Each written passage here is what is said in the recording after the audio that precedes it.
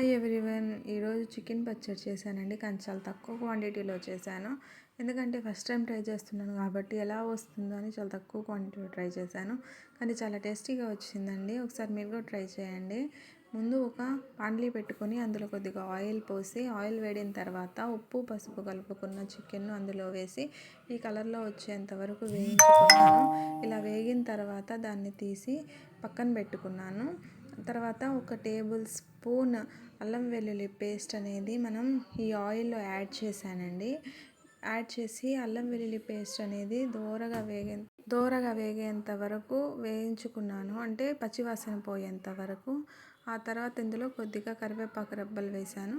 అది కూడా కొంచెం వేగిన తర్వాత ఇందాక పక్కన తీసుకున్న చికెన్ ఉంది కదా, అందులో వేసి కొంచెంసేపు వేయించాను. తర్వాత మన టేస్ట్కి సరిపడేంత కారాన్ని, నేను ఇక్కడ చాలా తక్కువ క్వాంటిటీ కాబట్టి ఒక టేబుల్ స్పూన్ కారం వేసి తర్వాత అందులోకి ఆవాలు, మెంతులు, ధనియాలు, కొద్దిగా జీలకర్ర వేసి పౌడర్ చేసి పెట్టుకున్నాను.